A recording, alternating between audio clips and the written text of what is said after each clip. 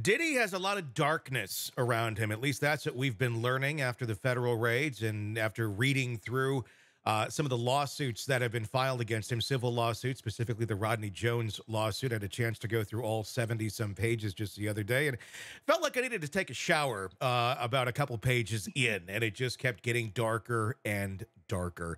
Joining me to discuss where this case is at, where it's going, Jennifer Coffindaffer, retired FBI special agent.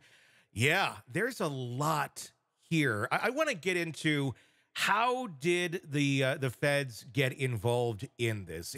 Was it a matter of them simply taking a look at some of these civil lawsuits and going, "There's a lot of like horrible federal crimes going on, or at least being accused in these lawsuits. We need to take a look at this," or how did it get to this point? I don't think it got to this point exactly like that, but I do agree that those lawsuits and the allegations in them are the genesis. So Mhm. let me explain. I think that individuals went to the Bureau, Okay. or sorry, to HSI. Yeah. I think they went to them. And so, in other words, I don't think HSI was just perusing civil lawsuits in this arena. I think it was brought to them, all of these allegations, and they started interviewing all the people involved in the allegations, Mhm. and they started building their case. How deep into the interviews do you think they have gotten to go as far as they have already? Are we talking, most of the people that were named in these civil suits, or who do they need to talk to take it to where they did with the going in and raiding his two homes?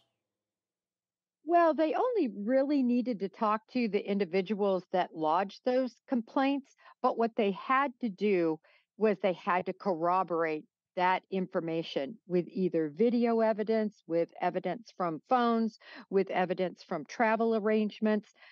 In other words, they needed to corroborate it with other standalone evidence. Although I will say, I think they did interview many people that would have been privy to being able to back up what the original people lodged Mhm. against them. So his wife and his former producer.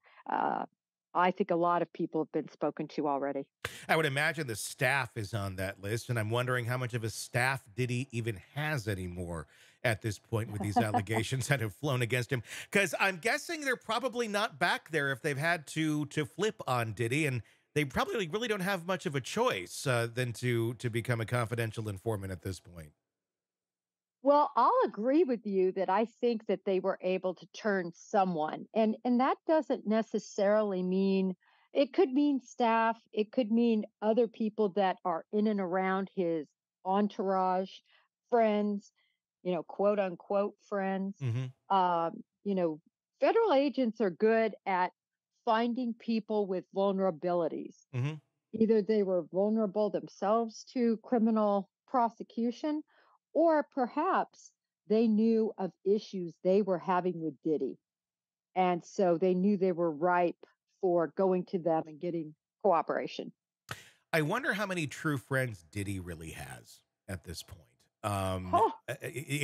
Just reading through the civil lawsuit and the types of people that were surrounding him, they don't really seem like friends, and they seem more like we're here for the party, or we're here to do this or to do that to gain something for their own well being, if you will.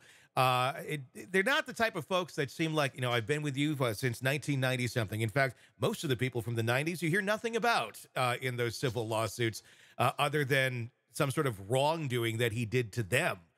So it really makes me wonder, what kind of circle does Diddy really have? Or was this all just kind of an illusion of money and drugs and whoever happens to be there for those parties? Well, I think you bring up a good point because what we're seeing, not only did he not have those ride or die friends, Hmm. seemingly, Yeah. his people he surrounded it are all too happy to throw him under the bus. That's Yeah. what I'm seeing.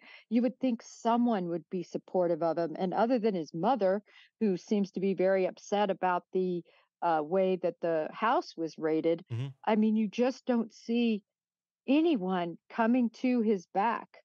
Hmm. for to aid in his character defense, let's call it. Yeah. No, I agree, and it's I guess a little bit surprising. I don't know. I mean, but I guess when you get into that sort of a world, it gets harder and harder to find true friends that are going to stay with you, especially if you're doing horrible things to people left and right, and entering a world where nobody really wants to be participating in it. Hey, it's Tony Bruschi. If you like the podcast, be sure to like, subscribe, and press that bell so you don't miss any of our updates on the cases we're following for you right here at the Hidden Killers podcast from True Crime Today. And thanks